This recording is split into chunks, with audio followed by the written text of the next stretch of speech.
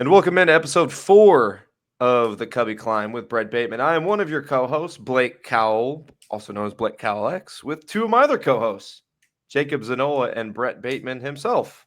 Gentlemen, how are we doing? Doing good, man. Doing good. Jacob? Wonderful, wonderful. Wolves in Rockets, 5. Rockets Wolves. eliminated.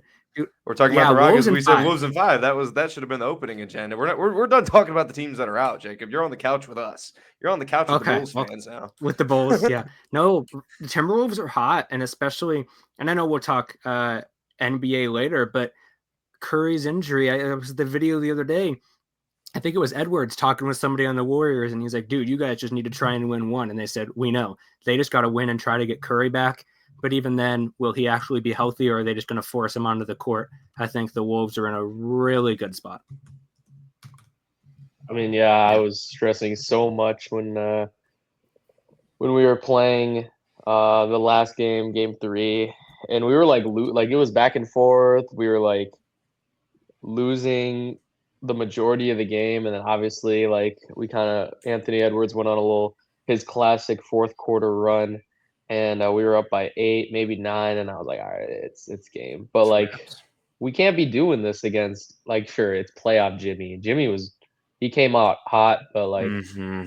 dude, everyone else on that team, like no flame, but like there's no way in any world they should be beating you guys. I'm sorry. Yeah, yeah, it was, and it's the thing with the Warriors is obviously they beat the Rockets. They shouldn't have. That was a very winnable series for Houston, but Steph Curry, and I believe I said it last episode, you have to triple team him, otherwise he's going to hit any shot that he wants. And there was one game where he didn't have a shot made until 2 minutes left in the second quarter, and the Warriors were still up by 10, just because you have to have two guys on him at all time because he's one of the greatest basketball players of all time. Um, we'll get to that later. We'll get to some more basketball. I want to start with last episode. You talked about, hey, we're back. We talked about how you handle injuries. We talked about when do you know you're good to go. And then we notice you're out of the lineup for about a week straight. And so what happened there? Do you want to walk us through? Was it a different injury? Was it the same injury? And how did you decide you needed to step off for a bit? Yeah, it was the same injury. It's still this tendonitis in my wrist that's been bothering me. And felt it actually last homestand on Sunday. And unfortunately, all it takes is one swing, and that's just how it is with tendons, especially tendonitis. Like you can do everything right, recover it right, and all it does is one weird movement. You pop it or you pull it again, and it just pisses it off. So pretty much what happened, took it slow again. I definitely felt like I probably could have been back earlier, but like I said, this is a marathon, not a sprint, and there's no point in rushing it. And how many 30? We're 30 games in the season, and we still have like 100 more, a little more than that. So, yeah, took those first 4 days off of the week. Boys played well, rallied around. Got 2 wins in those first 4 games, and then yeah, we were back supposed to play Saturday and Sunday, but we got rained out Saturday, which was cool because that was when Cade was able to throw, so we were able to watch him, in the dugout or not in the dugout in the clubhouse, watch him throw, watch him get his first strikeout, which is pretty freaking sweet. To share that with the group, that's going to be a core memory for me this year. But then yeah, played in the first game of the doubleheader, and had a good game, felt great. You know, so hopefully we can keep that rolling here as we play the new Columbus Clingstones at home this week. Are they a expansion team or a relocation team or a... Relocation. They were the Mississippi Braves, Double A team, Okay. and they moved to Columbus Clingstone, which I'm sorry, Jackson, Mississippi, but it needed to be a relocation. And I'm actually excited to play there. The stadium looks unbelievable. Looks like they did a pretty good job there, so I'm actually pretty excited to play there. Yeah, we talked about some of your returning games that you did get in since last speaking, and we saw, I know Jacob's friend who went to the Smokies game sent a picture, and Jacob sent it to me. You're standing on second base, and I saw it wasn't a steal, it was a double, and you've had a few doubles. So we talk about slug in the preseason. We talk about getting your weight up in the offseason. have you had enough at bats to notice any kind of difference, or is there a time in the season where it's like, hey, I worked all off season, make these adjustments. Now the season starts. Is there anything you've seen so far? Is it still too early to tell just because it's still a small sample size? Or do you feel like you maybe are a little stronger at the plate and just maybe ran into some bad luck to start, and now you're starting to see the ball kind of find some more greener grass out there in the outfield? Yeah, it's kind of a mix. Like the EVs are up, which is great. My first hit, or no, my second hit was the hardest hit ball I've ever hit in my second at bat in Rocket City. Damn. Was the hardest batted ball that I've ever hit as a Cub in a game, at least, like in an actual Yeah. setting of a game. And they've been up like 103, 104, even 105. Like that's a lot more than what I used to have. And you look at the MLB scouting report, it is like a 20 power grade. So obviously, we want to get that up a little bit, and that's paying off. Now, unfortunately, those balls are being hit at 14, 15-degree launch angles where it's just, it's going to hit the ground, it's just going to roll a little bit, and you probably maybe can get a double out of it, right? So Mm-hmm. now it's again kind of just getting that launch angle from here to here, so we can get the ball in the air a little bit more, let it travel in the air. And like I said, like that's going to happen. We had one like in my game in the first doubleheader, we had a really well hit ball, a double in the gap, which honestly probably would have been a triple if we weren't playing at Chattanooga, because the ground, we got canceled the day before, so it rained and the ball just literally stuck straight in the ground. So if you watch the video, it literally hits the ground and then rolls maybe 2 feet. So like if we're playing on a turf field, it's a triple. But that's how it is. But that's a step in the right direction. So yeah, that, and then a little bit of like, obviously it's still battling an injury, so the bat speed's down while we're having a struggle with trying to even hold the bat or swing the bat hard. But like I said, once we get healthy, there's no excuses, and I think there shouldn't be any. And hopefully, we can take more steps in the right direction. Mm-hmm. You mentioned, sorry, real quick. You mentioned the launch angle. How does, and I didn't play baseball past like middle school. We weren't really worried about launch angle. It was see ball, hit ball. And so when you are getting all of these stats and worried about the launch angle, the exit velocity, is that something that you go into the at bat thinking I need to get a higher launch angle? Is that more of like you're going to start like swing more upward, or how does your mind go about, okay, I need to up my launch angle? Like, how do you do that? Yeah, so like that's a good question.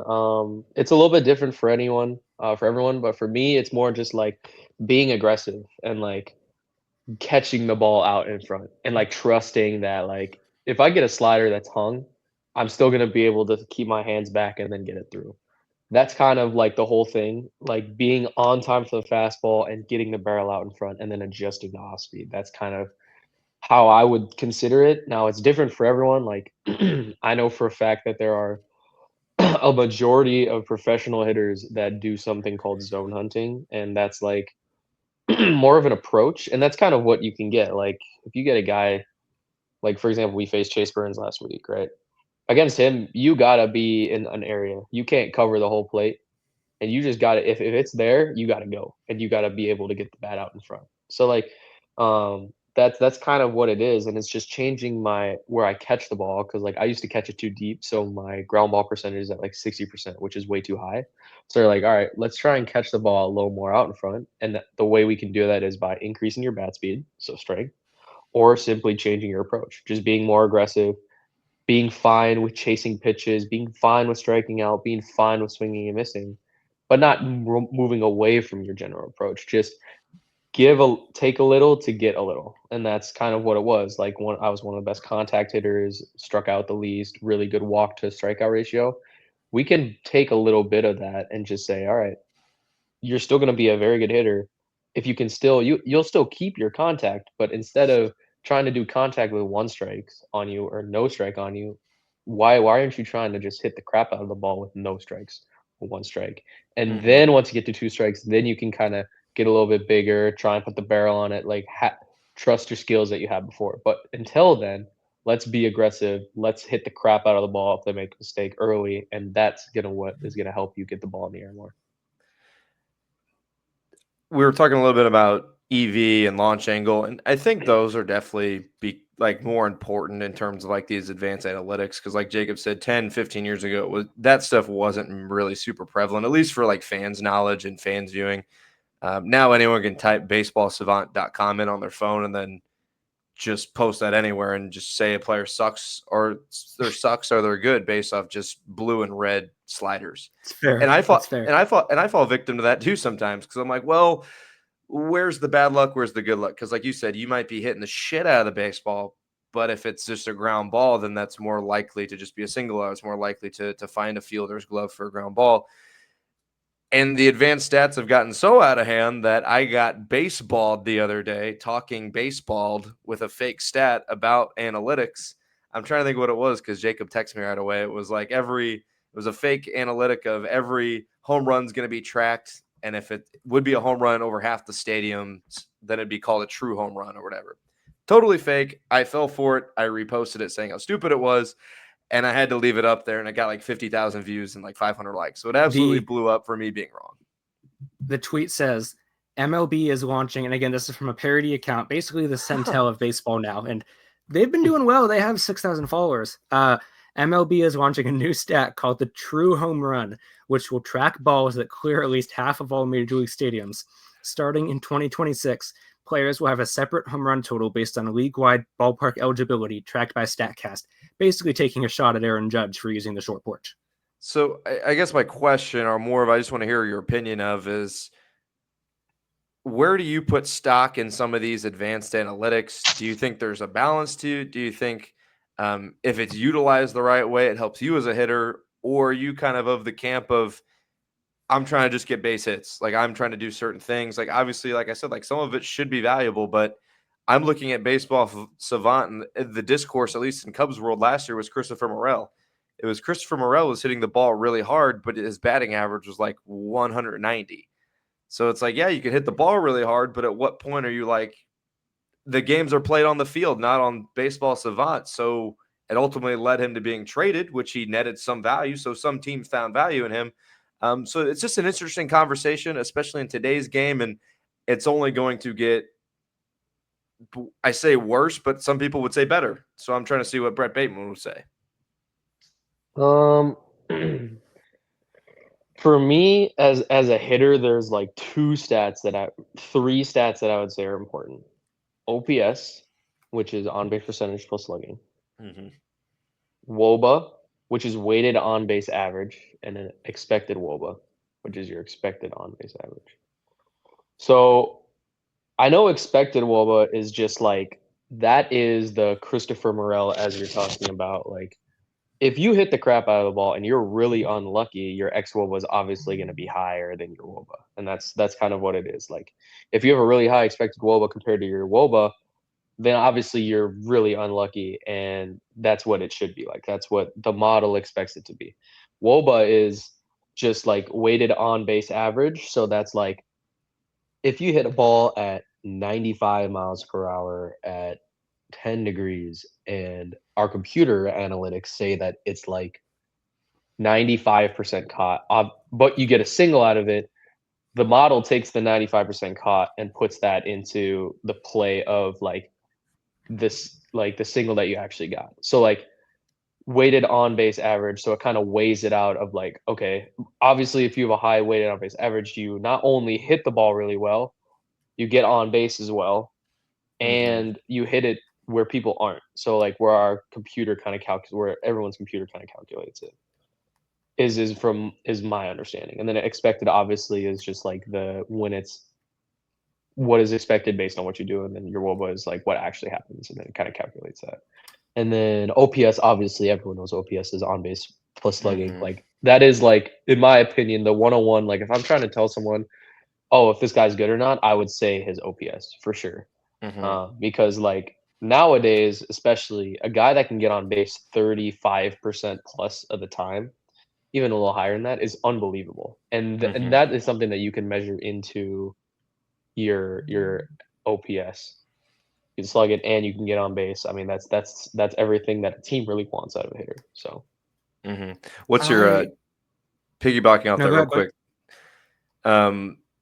we talk about advanced stats, and you were mentioning those two. What's your thoughts on WAR then? Are you a fan of WAR? Because like PSA right now, just for example, is I think third in the MLB in WAR, only behind Aaron Judge and Bobby Witt. But I've seen a couple people come out and be against WAR and say that it's not a good measuring stick of a player's value, or maybe not as good. But if you look at last year's WAR leaders, the top 20, you're like, yeah, these are all pretty much all-stars or borderline all-stars. And I haven't seen a ton of people come out against it, but while on the topic of advanced analytics, what's your thoughts on WAR?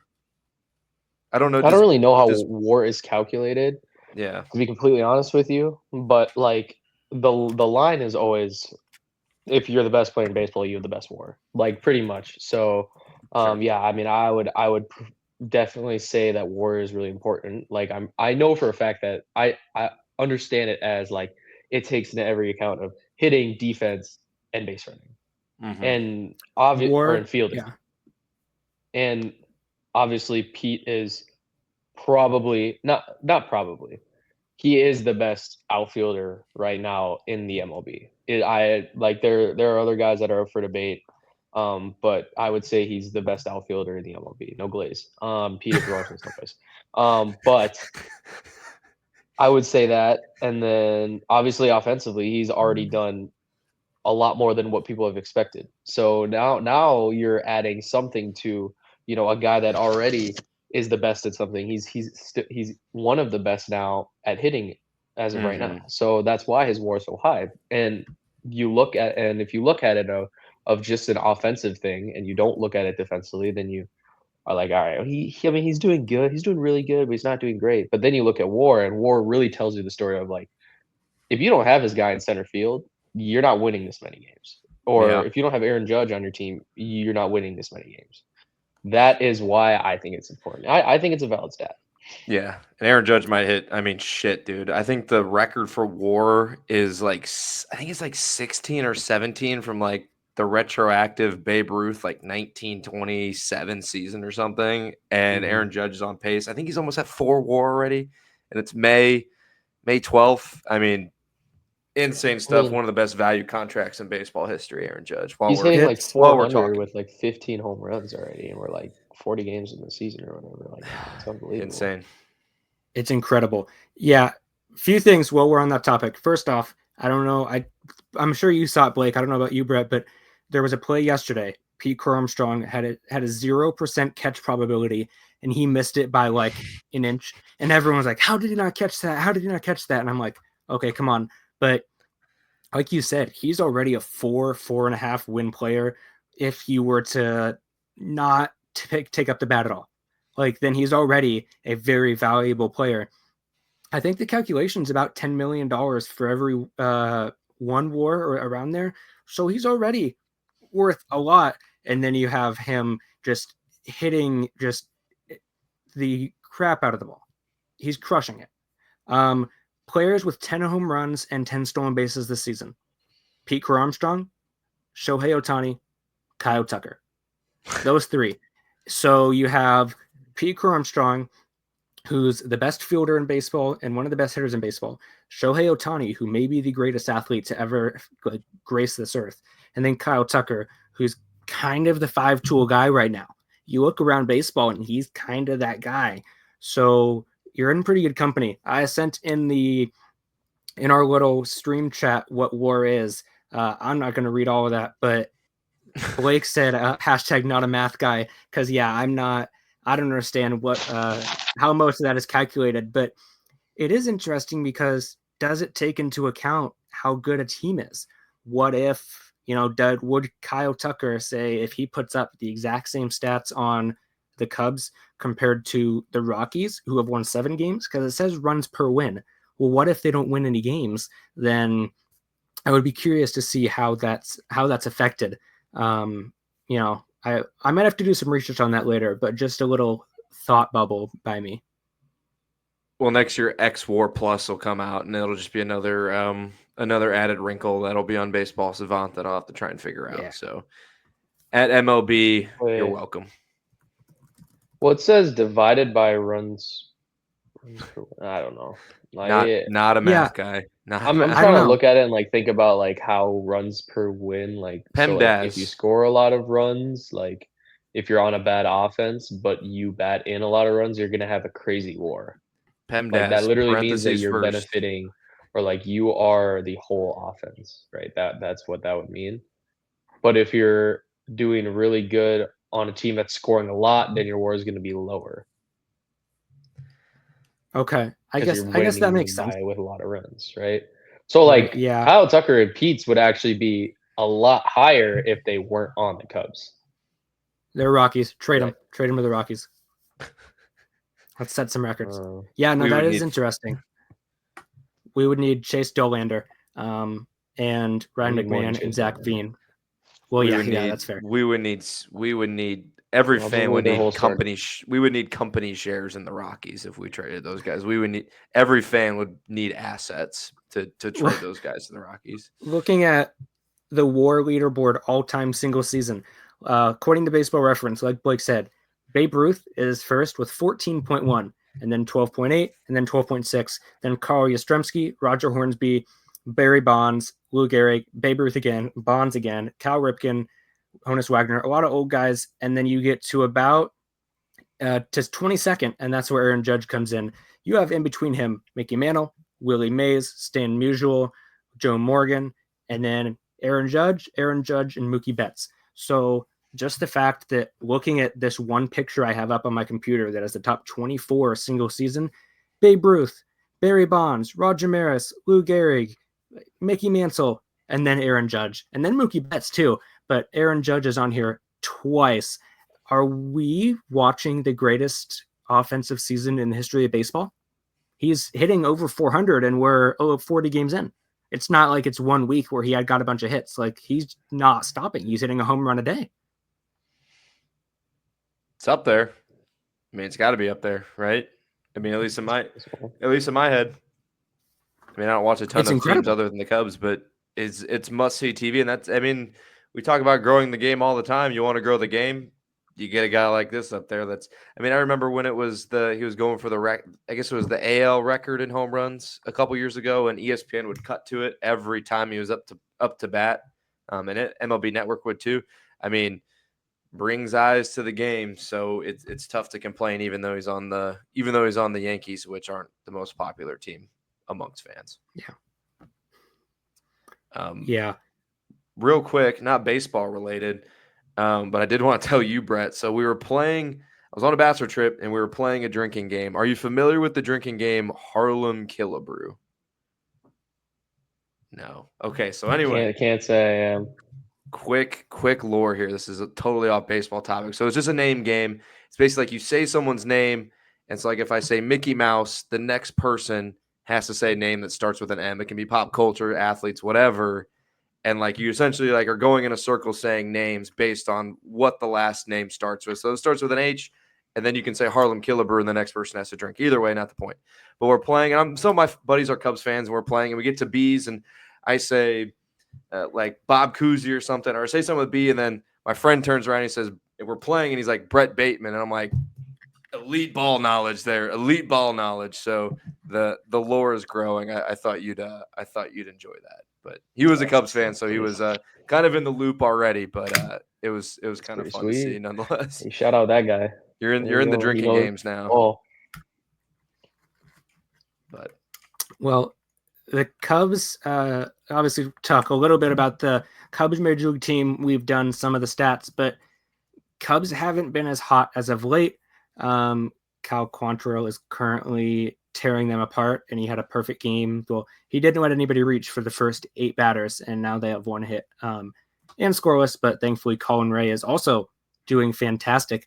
But they've lost 5 of their last 7. They lost back-to-back series for the first time this year against the Giants and the Mets, but they had a big series win against the Brewers.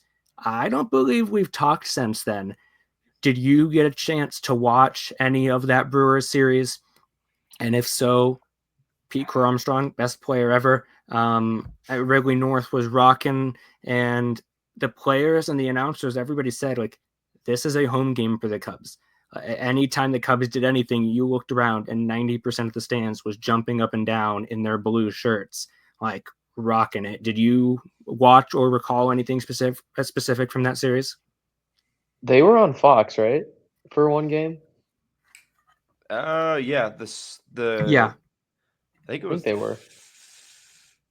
Was it the yeah. Friday game? I watched Friday or that one. Saturday? Friday they Okay. were Whichever one Apple that one yeah, was. Friday they were Apple TV, Saturday they were Fox. But yeah, no, I was able to watch that one. And that was that 10-0? That was the I think so. Friday game. Yeah.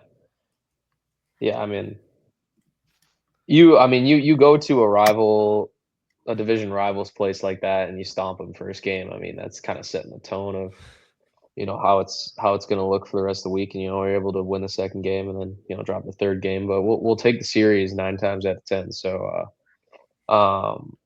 yeah, I mean that's exactly what you need to do against teams. They're not really struggling, but just against teams that are like they were like almost 500 going into that series. Like they were kind of on a streak. That's what you got to do against your division rivals. You got to be able to get ahead, and obviously, like we said, in April was probably one of the hardest string month of any team's career based on how tough that was, and then being able to move forward. And obviously, you still have to play the Giants, who are one of the biggest surprises in the MLB. Playing really well, and then you go to the Mets again, a very very good NL team. So now we're playing the Marlins. You got to take care of business, and then you have the White Sox, and then you go back to Marlins. So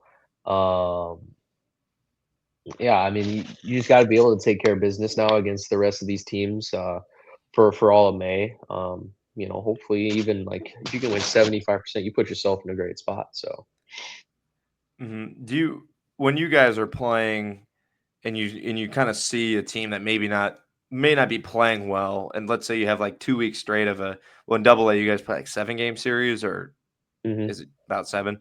So you go to a road team, or maybe even they're coming to your place, they're having a bad season. It kind of feels like it's done for them, and they're in a low spot. You can kind of stack some wins on them. Does the team kind of get the vibe, but no one says it, kind of thing of like, hey, we know we can kick this team's ass. We just got to do it. Or is it talked about, or is it kind of reiterated that like, hey, we know we're better than them, but we have to play the same way, or is anything said? Yeah, no, I mean we talk about in the dugout like we're looking at their roster, we're looking at their pitchers, looking at and I'm gonna be honest with you guys, the Southern League is like probably one of the best pitching leagues in Double A. You have the Rays are in it, the Marlins are in it, even the Brewers have some really good like young arms.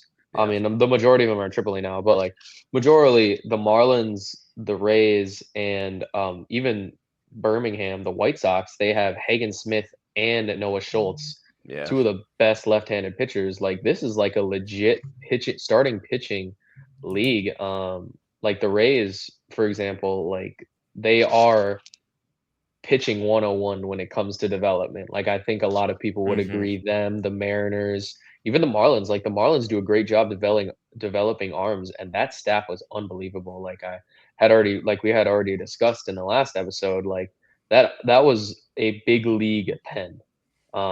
Every guy in the pen was 95 to 100. Good secondary. Their starters were pretty. I mean, honestly, they were pretty good. Like just really good command type guys, and like that's how it is now. Now, I would say you look at oppositely, you look at the bats and you're like, yeah, I mean, we should be able to outscore these guys regardless of who's on the bump. Kind of like that. You can kind of look at your guys and be like, yeah, we should be able to beat these guys. Like we're better than these guys. But like honestly, it's baseball, right? Like you can lose 3 games against a team that you should have, or four. You can lose a series against a team that you should have beaten just because, like we said, like that's just how it is. But yeah, Mhm. absolutely. I mean, I'm sure that even all the way up to the major leagues where you're still facing dudes. Like it's not like Mhm. we're gonna stomp these like middle school kids, right? Like it's not like that. Like you're still facing you know Talent. absolute studs. So but yeah, no, there are series. Like I'm sure that the Cubs are probably walking in this Marlin series as they're trying to rebuild, facing Matt Mervis. Shout out Matt Mervis. And they're probably saying, we need to take care of business here, especially how we played in April. We need to be able to show it against these guys. Mm-hmm. Jacob, do you have anything, or else I'm going to go again? I'll go real quick.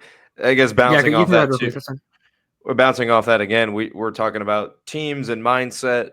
One thing about this Cubs team, and we've seen it in years past, it is like really bizarre. That's why I'm asking, because baseball is a weird sport. We know that the Cubs can't win on Sunday. Sunday rolls around and the Cubs can't get it done. It doesn't make sense. It doesn't matter who we play. Sunday rolls around and the fans are expecting them to lose because they just can't win on Sundays. What's up with that? Is this just They're the 1-6 on Sundays this year. one of the oddities of baseball, or is it like once you get to the end of the week, it's just like the end of the series, so it's like relief? So maybe there's like mental lapses there, or what's up with that? I mean, to be completely honest with you, like, it's not, it's coincidence. Like, it's not like, Mm-hmm. oh, it's Sunday, we're gonna, not try and play baseball. They're still gonna try and win. Yeah. Especially, it's early in the season when, all these wins are starting to stack up, right? Mm-hmm. It's obviously, it is a stat to look at. There's a stat for absolutely everything. Pete Crow Armstrong has 2 home runs on April 22nd at 7:30 p.m. Right? There's a stat Mm-hmm. for Yeah. everything. So, Yeah. I wouldn't take it into take it for what it's worth. I would take it for what it's worth. Obviously, yeah, 1-6 on Sunday. That absolutely sucks. But watch, like, in 6 weeks, we win 6 games on Sunday, and everyone's like, "Oh, cool." Doesn't exist anymore, right? That's just how it is. So, Mm-hmm. there's probably nothing that has to do with it. It's just like a weird stat that everyone, like, if we were 0-7, I'd be like, oh, like, you guys gotta change something. But we got one win, so There you go. There you go. That's an important win. Yeah, and I remember this was an issue last year too. Our one victory this year was against the Dodgers. We won 4-2 on a Sunday, and otherwise, I mean, literally, we have not won. Diamondbacks, we lost, and then Padres, we lost. Dodgers, we won. Diamondbacks, we lost. Phillies, we lost. Brewers, we lost, and now Mets, we lost. We face the White Sox next Sunday. White Sox and Reds. If we can't beat the White Sox on a Sunday, we may just have to start forfeiting those games and saving the arms. I mean, it's getting to that point where we gotta change something. Coughing baby versus hydrogen bomb this Sunday. White Sox. Yeah. White Sox. let me ask you this: Sunday games. would you rather take us winning on the first 2 games and then losing on Sunday? Against Yes. the White Sox, or just in general? Yeah. Like, would you let the train roll if we won the series still? Oh yeah, Yeah. for sure. Yeah. There you Yeah, go. and Well, that's hey, maybe there is a little bit of a sprinkle on top of, like, we'll give up Sunday if we win the series, right? Because then you Oh end up winning 66% of your games all year. yeah. Nothing to yeah. complain about, but it is, again, it's one of those like baseball oddities of just what's up with that. Because Sunday rolls around, and like even yesterday, I was like tuning into the game, and it was 2-2, and I didn't think we were gonna win. But that's also me being a fan, which I'm cool with doing. Well, we mentioned Cato Horton's debut a little bit. Brad Keller opened for him. So Keller opened, he threw the first inning, and this was something that caused a lot of confusion. Not only just fans and analysts, everyone's like, wait, what? Because I kind of understood it because you have Lindor, Soto, Alonso as your 1-2-3 for the Mets, which are the best 1-2-3 in baseball. I don't really think there's any. I mean, maybe Betts, Freeman, Otani, but they're right there with them, and they showed it. They all did severe damage, and everyone but Alonso of those 3 had at least 1 home run in the series. So you look at using an opener, and whether it was the right decision, whether it was not, it worked. Do you face a lot of openers in AA? And if so, does that mess with you at all? Or I guess, what are your thoughts on, not like if your team were to throw an opener, but facing an opener? Does it kind of annoy you? Like, I have to game plan for a guy and then he's out, 3 pitches later. I don't think we really faced openers until, like, towards the end of the year last year in AA. And that was mostly because, like, it was just like bullpen days. Bullpen day, guy would throw 2 innings, and then you'd have a guy throw 3, you had a guy throw 2, you got throw 2, something like that. So I know it doesn't bother me. I mean, usually, like, the majority of minor league teams here have, like, a legit 5 rotation, even sometimes 6-man starting rotation, that they have all year. Like, if someone gets hurt, they bring someone up to replace them. Like, that's kinda just how it is. Sometimes, maybe you do have a really long game where you have to be able to throw an opener, but, like, for the most part, we don't really run into openers here, in the minor leagues in general. Maybe in AAA it might be a little different because you have a lot of movement with big league clubs. But yeah, no, in AA definitely not. Mm-hmm. Is there, Blake? I don't know if you know anything else baseball wise, but then I did want to move into the draft for a minute. NBA draft. So right before Blake and I were doing our space, and it was during the draft lottery. So we were watching the draft lottery during the space, and the Mavericks got the number 1 pick, which I'm not a fan of. A, because the Rockets didn't get it, and B, is that the most clear evidence of tampering ever? Nico Harrison traded Luka Doncic for Anthony Davis, and I still remember, and I will always remember where I was and what my reaction was to that trade, because everybody thought that Shams was hacked. I mean, everybody thought, okay, he's hacked, and then once Jeff Passan retweeted it, I'm like, oh, it's real, and it's gone down as, well, Luka didn't look amazing in the playoffs, probably the worst trade of all time, or one of them, and they turn around and get Cooper Flag with the number 1 pick. So I could turn into Giannis too. Yeah, dude. If they wanted to trade it, if they wanted to trade it, sorry, I'm adding another layer to this. If Nico Harrison really wanted to, it's weird. It's weird, and you wonder. I don't mean to get all conspiracy theory tinfoil hat here. Did Adam Silver say ratings are down? Send Luka to LA so he can pair with LeBron, and we'll give you the number 1 pick. There's not. Yeah. I don't know. That's just something that I saw. I know that when Connor Bedard went to the Blackhawks, everybody was freaking out about that being rigged. I'm not normally a big sports are rigged guy unless the Bears lose by a penalty call, then sports are rigged. If my team loses, then it's rigged, but otherwise it's fine. But it sure does seem whatever motivation Silver and Harrison had, awfully sketchy. I mean, I was watching it. I was making dinner with my roommate Corey Joyce, and there were the 3 teams moved up: the Spurs, the 76ers, and the Mavericks. And then the Hornets were also in it, right? So they did the first 14 through 5. And then it was, oh, we're gonna take a break. And I literally turned to him and I go, if the Mavericks have the first pick, this is all staged. Like, the entire thing was planned. Oh, LeBron's gonna retire. Let's send Luka, the star of the NBA, to one of the biggest franchises and one of the biggest groups. I'm not saying this has happened. Obviously, there was still weird parts of the Spurs getting the first pick. I would have been like, yo, I mean, cool, man. That's cool. Good for y'all. I would have been fine. I still would have been like, eh. But the Mavericks, 1.8%, nah. That's you're just not slick. You ain't slick. Everyone knows that. No one's gonna call you out for it because cool, the Mavericks are gonna be really good now, and they have a lot of open doors to do whatever they want with Cooper Flag. But nah, y'all ain't slick. Should have been the Bulls. I was reading a tweet. I guess at some point there's a coin flip to see which team that has a tied percentage gets that move up spot. I don't really still understand the draft lottery. There's a lot of math that I don't get. And I guess it could have been the Bulls, but they lost that coin flip. Similar coin flip they lost last year where the Hawks got the first pick. So Chicago sports might just be eternally doomed. I guess I'll save that to see how Ben Johnson and Caleb Williams.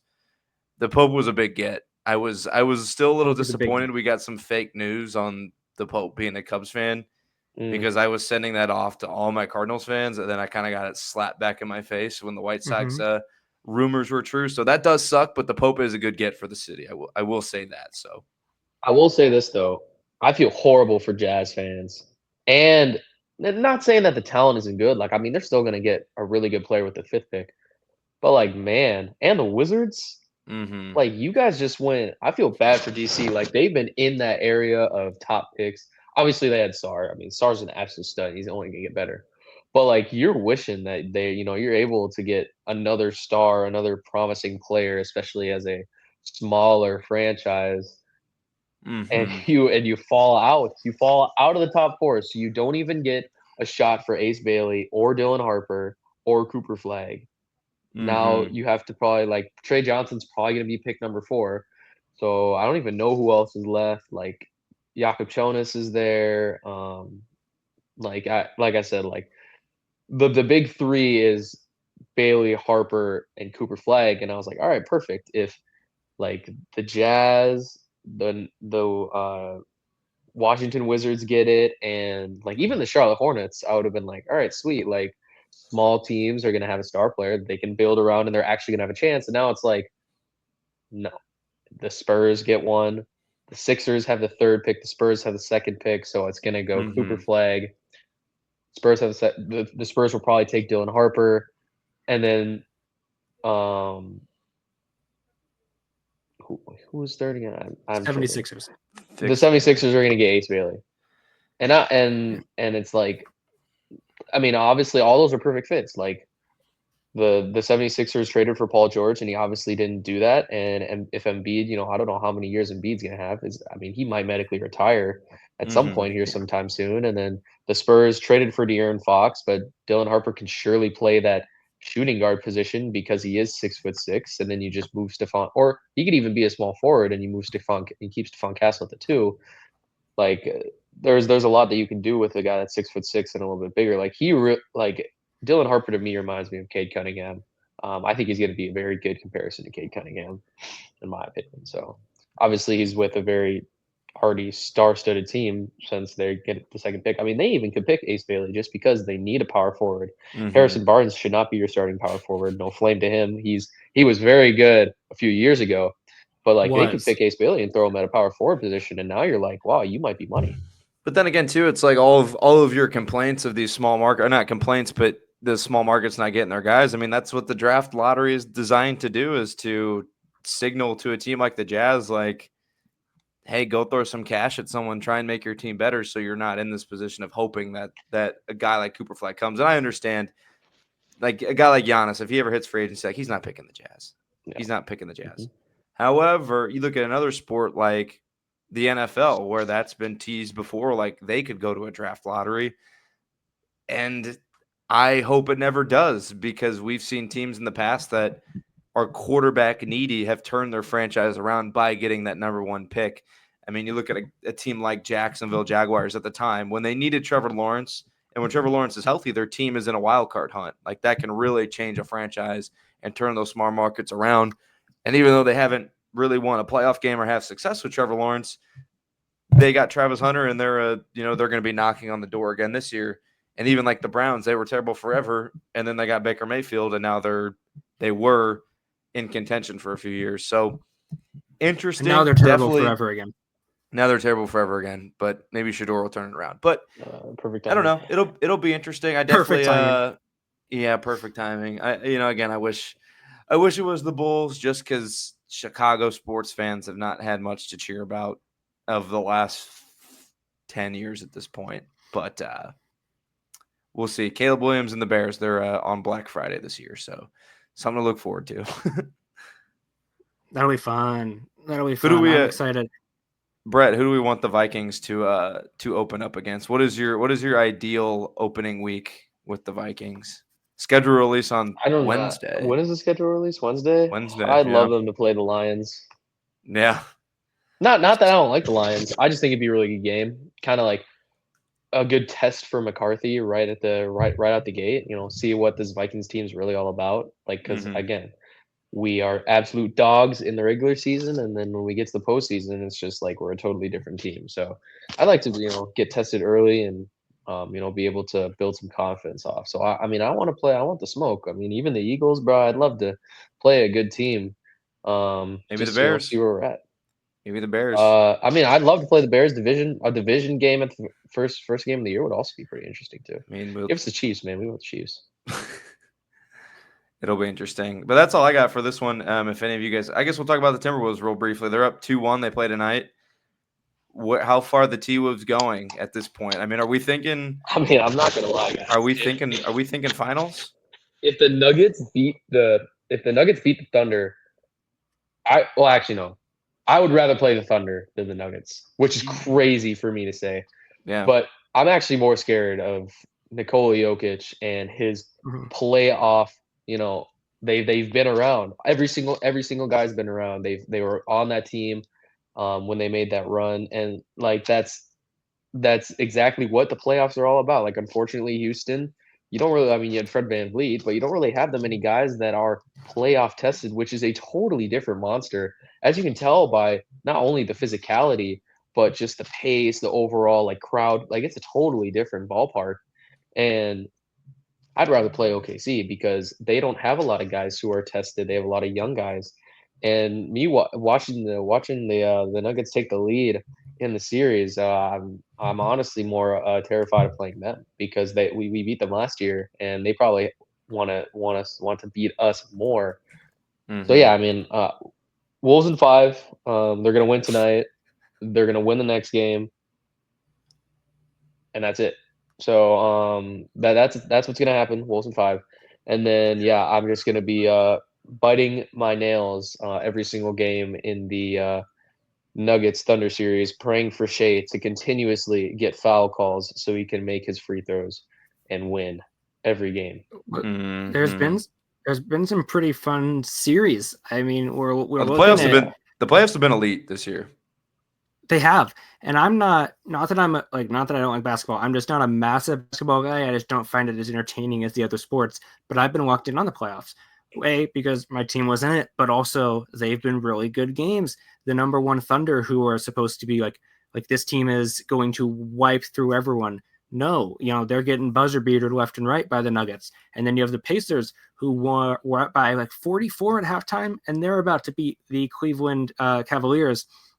And then the Knicks are currently winning by 11 at the half, or the Celtics rather. Sorry, Celtics are. But the Knicks had the first 2 games where they were down 20 and they came back. So you can't really rule the Knicks out. It's been fantastic. It's been a lot of fun to watch. And the Timberwolves are such a fun team that you can't root against Anthony Edwards. Like, you can't. He's Himothy. He wants all the smoke, man, and he wears his personality wherever he goes, which is like people want that. People don't want people to be washed by media, and that's why a lot of people love and support Anthony Edwards, because he's like that. He took he a victory really lap against Staples Center. That was awesome. That was awesome. When we last year, when they faced the Nuggets before going to the conference finals, and they were down. They lost. They were up. They were down 3-2, and they lost Game 5. So they were down 3-2. They were going back to Timberwolves, and Anthony Edwards said in his post game after they won at home to force a Game 7, he was like, "Yeah, I told everyone in the staff, like, we'll see y'all for Game 7. Like, all the people that, like, the janitors and everyone that works for the Nuggets." And I was like, "Yeah, he's different, man." Because I think he had like 35, he had like 40 that game, and he was like, "Yeah, like, I'm standing on business." So like that's the type of guy like that I like to see, and that's what everyone loves to see. So he talks the talk and he walks the walk. Like, he means business. The Warriors Timberwolves game's at 9:00 tonight, which I kind of hate, especially if you're on the Eastern time zone. That's an 8:00, or that's a 10:00 game. So you're up until 1, and if it says it starts at 9, it's not starting until 9:20. Well, we talked about this in the space, and the NBA is awful at actually starting the games on time, but we got to get them starting a little before 9. You're trying to grow the sport, and what parents are going to let their kids stay up until midnight watching a basketball game? That seems like a really late start. Fans got to be ready. Fans got to lock in too. I guess so. That's all that I had. I think that's all that we have for episode 4 of the Cubbie Climb. Blake, plug what you got. He's been doing more great editing. Got the TikTok to 1,000. So check out the TikTok. Yeah, I'm gonna TikTok to 1,000. Gonna plug Dansby Swanson too. 2-run homer. Cubs are up 2-0. So I'm gonna plug him real quick. Dude's been on fire. Let's go. Since moving down the order. Hey, it's the dad power, guys. It's the dad power. It's a real thing. That is true. But yeah, Cubbie Climb, obviously. clips to come. Was out of commission a lot last week for a wedding, but back to the grind this week. TikTok to 1,000, trying to get that thing to 10K as soon as we can. Just because I love how it goes from the 4 digits to the K on TikTok. So we're grinding for the 10K on TikTok. But yep, just that. Blake Howell X on X, Blake Howell X on everything. We'll be boots on the ground at Wrigley Field soon. My May is so busy, but I'm excited to get back out there. And hopefully boots on the ground in Knoxville soon, as well as the summer kind of heats up. So that's all I got on my end. Brett, what do you got? Go Cubs, go. Wolves in 5, and hopefully the Thunder can win it because I don't want to face the Nuggets. So, what's your right now finals prediction? Who's facing off? Wolves and Celtics. I don't think the Pacers can beat the Celtics. The Pacers are an unbelievably well-coached team, and they're actually a lot deeper than what people think. But yeah, Wolves are going to be in the NBA Finals this year. I mean, it's hard for me to believe that Anthony Edwards is going to lose in a series, at least until the finals, because I said that Celtics team is stupid good. But hey, like, things can happen, injuries can happen. Obviously, Curry got injured. Curry could come back Things and win 3 straight. No, and No. don't speak it into existence, man. But no, Wolves, Celtics, and give me Wolves in 4. Oh goodness, yeah. No, I move out to Massachusetts next week. So I move next week to Cape Cod, and that's only an hour from Boston. So I don't know. Cubs Insider may have to be boots on the ground. I may have to do the very top, cheapest seats I can find to be in there and watch the massacre that is Anthony Edwards. But yeah, follow Cubs Insider. Check out the podcast on YouTube. If you're listening to this on your audio app, good job. Go listen to it again, but instead watch us look at our awesome reactions to and see Blake just start randomly cracking up halfway through the episode. But otherwise, that was episode 4 of the Cubbie Climb. Thanks for listening.